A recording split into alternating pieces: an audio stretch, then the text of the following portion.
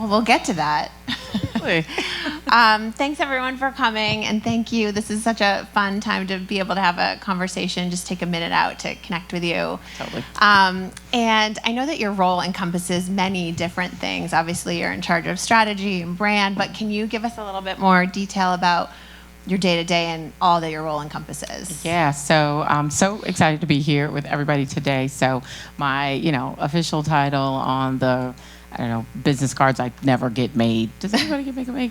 But it really says integrated marketing and media. And really what that is for us is brand strategy, equity marketing, it's local marketing, it's category marketing, but it's also a lot of the media and the channel work. So it's the media strategy, social strategy, channel work. So it really kind of encompasses in consumer packaged goods like brand management in a way that helps us to build the brand of Ulta Beauty and the brands in Ulta Beauty. So, well, all the things you are doing are working because in this crazy economic climate, their stock has increased and is up by 15% year over year, which is amazing and such a testament to your marketing efforts. So for this conversation, here we are at CES. It's very of the future and trends for the future. So we thought we'd center the conversation around branding, both from an online and offline perspective. So when you think about digital, what do you think about it, and how does it fit into your overall media mix and strategy? Absolutely. So, digital, of course, is at the core of everything, but I think more so it's about how do we continue to make really intentional strides with building brand connection and brand love, and so much of that is at the core of being who and being where and being what matters to consumers. When consumers are telling us now that 80% of brands could completely disappear and they wouldn't even care, right? The bar for really showing up in a meaningful way has just continued to grow. So that's very scary in a lot of ways. Seriously, right? And I think it's sobering, and it says as marketers, we got to do a whole different job than what we used to do before, because cancel culture isn't just a social thing, it's how people are making their lives work, because too much choice makes it so that I just want to get the ones that really get me. So how do you have that conversation with, you're a house of brands, of amazing brands. How do you have that conversation? And are the brands you are representing nervous about this? And how does this all go? It's a great question. It's even as a retailer, and it's one of the things, so I did come in about 7.5 years ago, and it was because we had an amazing business of Ulta Beauty, right? We had all these great brands in our house. We didn't have a brand.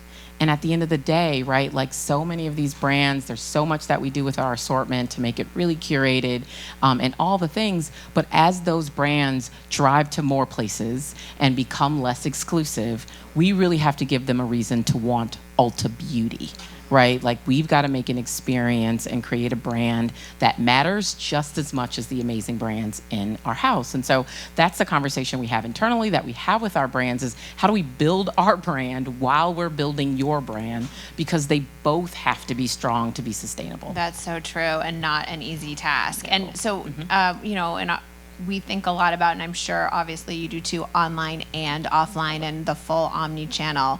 How do you measure success with your brand building efforts? Yeah, absolutely. So a little bit even back to your first question, because it's how do we kind of think about this from a brand building perspective, and within the world of digital? It's we've really got to think about brand building, either it's a major or minor intent of all of our touch points, right? So it starts to become first understanding the media habits of who we call the beauty enthusiast, and ensuring that we have so oriented the way that we show up to be moments in their lives versus things that are easy or convenient for us, is the first step of it, right? And really kind of understanding that pretty well, and then continuing to kind of build into, at each point, where are we adding value, right? So we've got to think about it less about where are we peddling product, but how are we helping with discovery? How are we helping with education, as much as we're helping with you to make a purchase?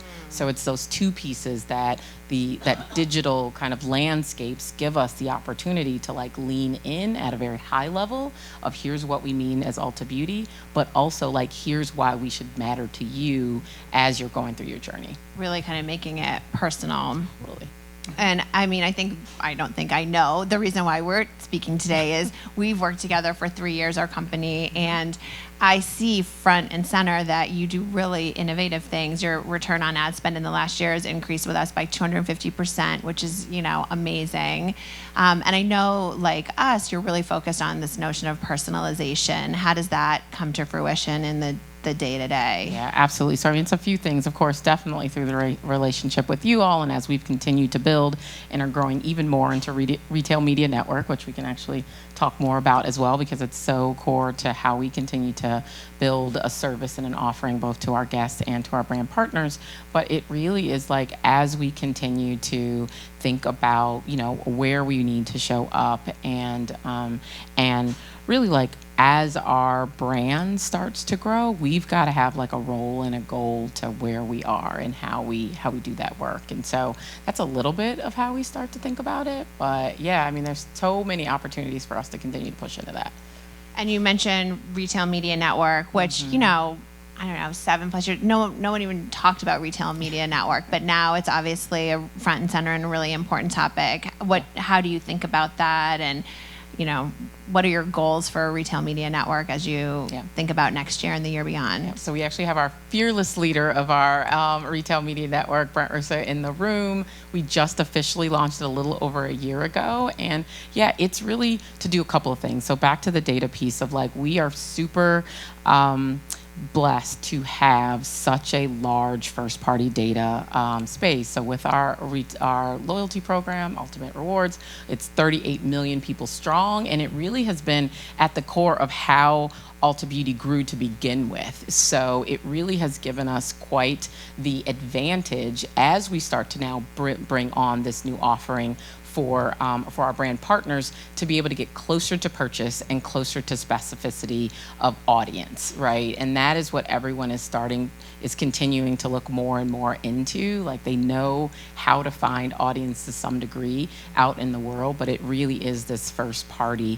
data that you can link what you're trying to accomplish with who you're actually trying to accomplish it with, and then being able to see what it actually did for you. It's absolutely the way of the future for so many brands, and we're really excited to be at the core of that continual drive. Yeah, I mean, it's really been kind of, for those of us who have been in media and advertising for many, many years, it's always been the holy grail. And then, the closed loop attribution and being able to figure out, like, where do I spend the money and how do I get the most out of it? We're in, like, such an exciting time for that. Absolutely. Yeah, I was just actually talking to a brand last night where they were saying we're leaning more and more into those places than we ever have before, because it does give us so much more strength and an understanding of absolutely, like, what our efforts are doing all the way down to purchase in a way that, like, no other platform or space allows for. So yeah, that's great.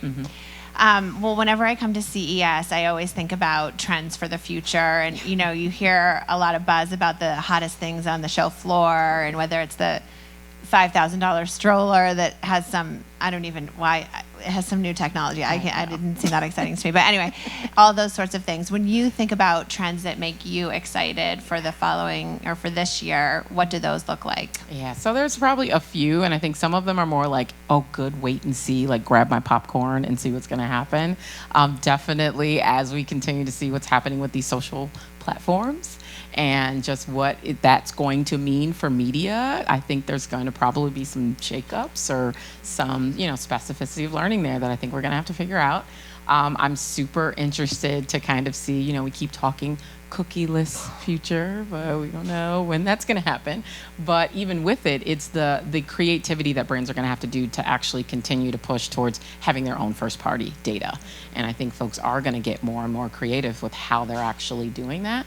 One of the things I would hope to see, and it's really about kind of the sophistication of DEI and responsible marketing, and how it really becomes super seeded into how people operate, like, systematically, and not necessarily, at some of the surface that it might have been, over the last few years. I think that probably the other thing we were just talking about it is the retail media networks. Like, we're coming at it, we're going to keep getting stronger, but it will be so interesting to see how that landscape continues to build out. Yeah, there's so much to look forward to. Yeah. And then shifting gears, I mean, we talked a lot about your job and your profession, but as from a personal standpoint, you manage a team, you're an incredible leader.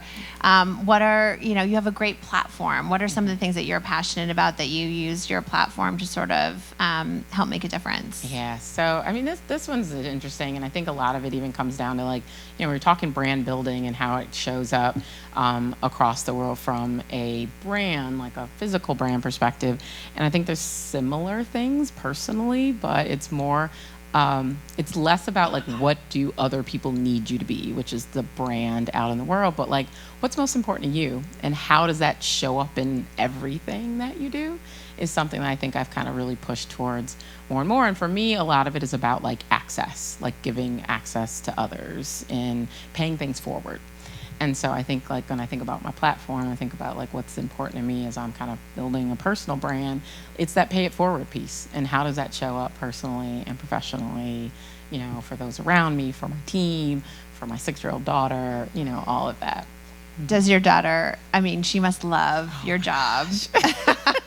I mean, the amount of times that I'm like, how at 6 do you already have a larger beauty bag than I do? And she's big on lip smackers, let me tell you. Well, we were just talking on the way in that, and I'm sure it's true no matter where you go, people are always coming up to you and saying, like, here's how I use my loyalty points, and this is my favorite product. And totally. It's very fun. It's always fun to see how vested people are in this category, right? Like, it's so a part of our lives in ways that we don't often give credit for. And so it just is great to be able to work in a space that means so much to so many people. It's a feel-good category for sure. And wellness is becoming a bigger and bigger part of everything that you're doing. Even during the pandemic, it just like supercharged, People were like, oh my gosh, this is my one thing that I can still do. And like how important it is to me. It still holds, which is cool to see. Yeah. Well, we're going to open it up to some questions, but before we do, I have to ask, what is your current top 2 favorite products? Oh my gosh. You can't live without. I know. So it changes so often. Like, I get this great discount and I'm still a platinum member because I spend so much cash on my own, but I'm skincare junkie. So I would say that like all things skincare, I think some of my favorites are, so it's really in the crates, so you got to be a skincare person for this one. But Perricone, and they've got some great like nighttime products, but also a tried and true, this Ruby Woo MAC lipstick. I ran into it in college, and it has held on for a really long time. That is a good one, an oldie but a goodie. Totally. And then one more before we turn it over. There's some people in the audience that are probably would love to be prospective partner with you for various capacities. What advice do you give to them in terms of how to best approach you and your team? And Yeah, so this gives me a great chance to shout out my amazing team that's here, because it's both from our internal team. We've got a media strategy group who really are looking to kind of elevate how we show up in a media place, in a media perspective. And then we are amazing partners with Media Hub. They're out of Boston. And we work together on really kind of understanding first and foremost, who are we trying to target and how do we ensure that like we are leveraging partners that really get that audience, right? Or get what we're also trying to do. And some of it is really about like, how do you have a focused point of view on what you can bring to this audience and what you can bring that really helps us to get smarter in how we use our dollars. So your ability to kind of encapsulate that simply so that we can orient ourselves to where you fit in our overall ecosystem would be big things. And help you get a competitive advantage. That's really good advice. Yeah. Okay, well, you heard it here first. All right, well, we can turn it over to questions. Anyone? Yeah. Mine's more on product innovation. So I used to work for L'Oreal and for the AOR for Revlon. So Awesome. I've got a very big focus in beauty category. But like, where do you see some of the more trends that are happening right now? Is similar to like gaming, where there's going to be like digital makeup that will become available, or is it more opening up the market from a wearability perspective to everyone, which was previously focused on female demographic? Oh, sweet. Yeah, no, it's two different ways because I think one, it's the tech piece of it, and then it's in a lot of ways the extension of like brand portfolios that you're talking about and product portfolios. And so I see a lot of growth happening in both of those places. We're really proud of a lot of the work that we've done with our Glam Lab. So in a similar way, that has become such a huge part of us kind of really extending that online, offline kind of experience for consumers. And What is the Glam Lab? happy to say. So in our app, it's actually an AR technology that really helps you to try on product virtually. And as you can imagine, during the pandemic, it was such a huge opportunity when people were wearing masks and we also could not touch product in the same way to help people still get that experience. And I think that's only going to continue to grow. We've been using great partners that have now, engaged that into the technology of their platforms. Think of a Snapchat that we've been some of the first folks with them in integrating Lens, Google in a similar way, where it's like, how do we take our technology and continue to help others use that as a means for folks to engage with beauty, even from a digital perspective. So I see more and more of that happening.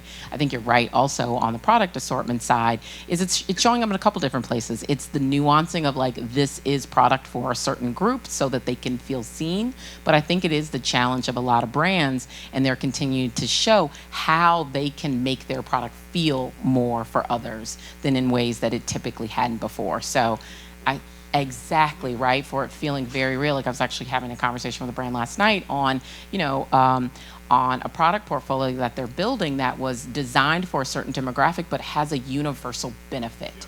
And it's this idea of like starting to talk to those universal benefits so these brands don't feel niche, because they're not necessarily, especially when you think about what the product delivers. Is that the brand's responsibility or the influencer's responsibility or a combination of both, I guess? Yeah, I mean, like a lot of it is how the brands want to show up. I think as a retailer, we're in a really great position to be able to say, hey, brand, when we see all the things that are happening and what's working, here where the white spaces are, here where the opportunities are. And so we really love having those type of conversations with brands to help them navigate that in a way that's going to create a competitive advantage. Goes Yeah, back you're to your data being so powerful in so many different aspects. Yeah, absolutely. That was a great question. Oh, I think you're going to get a microphone. Coming around with a mic, totally. This is why I wore Jordan. Thank you. Amazing. Again, love Ulta, and I love the personalized marketing. With all the data that you have, though, I'm wondering how you balance driving that personal connection with your customers, but not potentially overstepping. Oh, totally. Yeah, I mean, it's continually that right balance, I would say. And we're still on a journey to be very transparent on like how we use it in the most, the strongest way, the most impactful way for consumers. I think right now, because we have been able to hone it for so long, we have some areas that we're just better at using it in. So we use it a lot in our print and a lot of our email, paid social. We've been using it in digital display, starting to dabble a bit in connected TV, right? But I think it's also trying to understand when are the moments where personalization matters, and when is it where it's like, no, she's trying to discover. So it's actually about opening the aperture and not putting people down a rabbit hole already, because beauty is a place of discovery, right? And if you don't show me something that's going to feel broader than where I already would have been, I'm not going to discover. So it's something we're actually trying to figure out the right lens on, but it does help to have the data that continues to kind of give us a little bit of a gut check on, is this working? Do we need to continue to think about it different? Mm-hmm.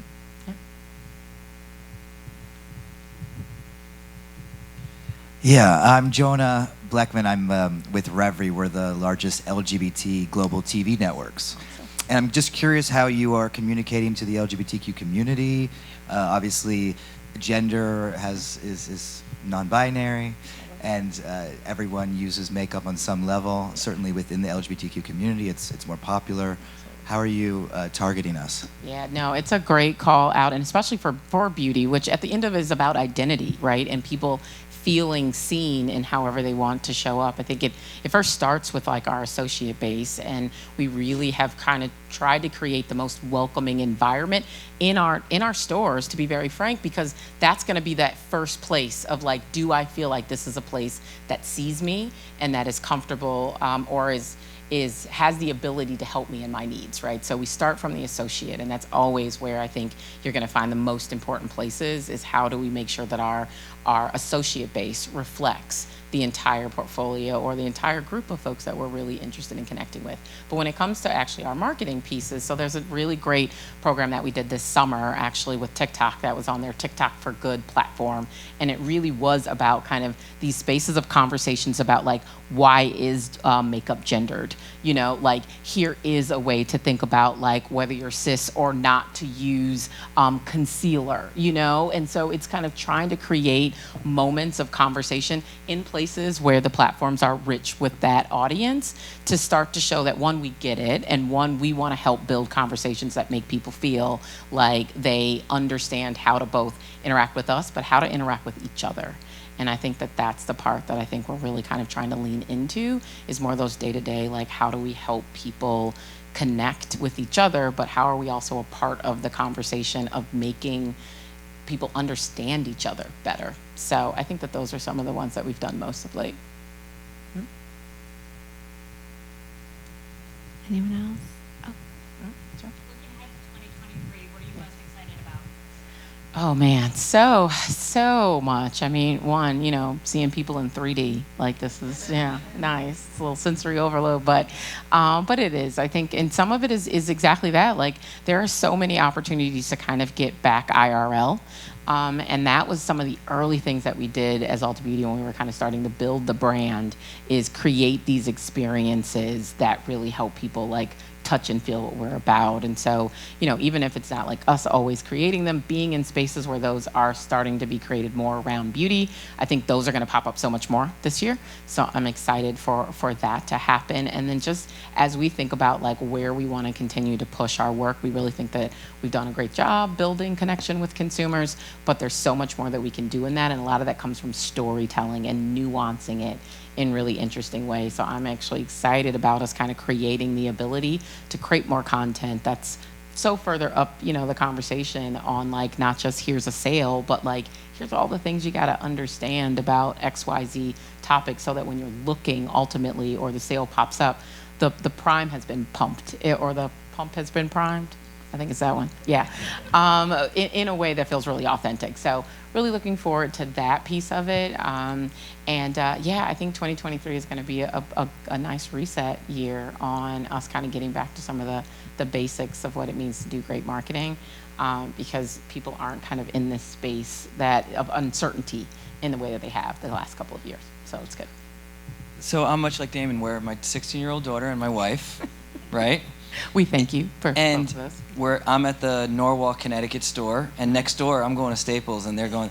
But is there any thought or conscious effort to how do we get that dad to go take the journey along with the wife and kids? Absolutely. Yeah, I mean, well, so that's the thing. Men have skin too. I shot that out to P&G, right? Where like they have made that a thing. Breaking news. Totally, right? And so, yeah, there's a lot of conversation about like what is the right way to engage folks that might not, like from a psychographic, you know, deal with the vibe, because that's really what it is. It's less about gender. It's more like, are you in a space where it's beauty first or is it grooming first, right? And like, how do you kind of make that? We do have in some spaces like men shop kind of areas. But yeah, I think that it's something for us to still kind of navigate in a way that stays true to kind of how the ethos of Ulta Beauty works, but again, feels as inclusive as it possibly can. So still working through that. I would think men need face moisturizer just like women, and yet I don't know. Totally. Absolutely. Cool. Are we sure there's no more questions? I knew there was One more in another the one. back. That was a question. Totally. After that male voice moisturizer conversation, he's like, I'm in. And Ned, I know you love. Yeah. Beard cream mostly. We got that. I was just wondering how I've seen the Ulta shops in Target, and how you feel like that impacts your brand. Yeah. Positive, negative, kind of Totally. how do you feel about that? No, we've been so excited about that partnership for a couple of reasons. I mean, personally, I was telling someone, my little girl was like, Mommy, your store is in your store. Like, she even got, you know, like, why this was amazing. But one, it's like a very connected kind of consumer brand and how we show up for guests is very similar between the two brands. So I think that just from the top level, the partnership is a bit one made in heaven because of how similar the brands are. But it's also ultimately, as Ulta Beauty, it's a place for us to be further and further in our guests' lives, right? To show up in more places, more opportunities for distribution, so that it's like, hey, if you need a little bit of something, you've got an easy way to get it. Or, for those that have not been connected with Ulta Beauty yet, it gives them a bit of a taste of the experience, so that it's like, hey, this is what you're missing if you haven't been in an Ulta Beauty. So it kind of plays to the retention efforts that we have as a business, as well as an opportunity for acquisition. So we've been super excited about what it has done for us to date, and we're really excited to see more. Well, thank you so much. So nice to spend time with you, and thanks for asking great questions. Totally. Enjoy the rest of the week. All right.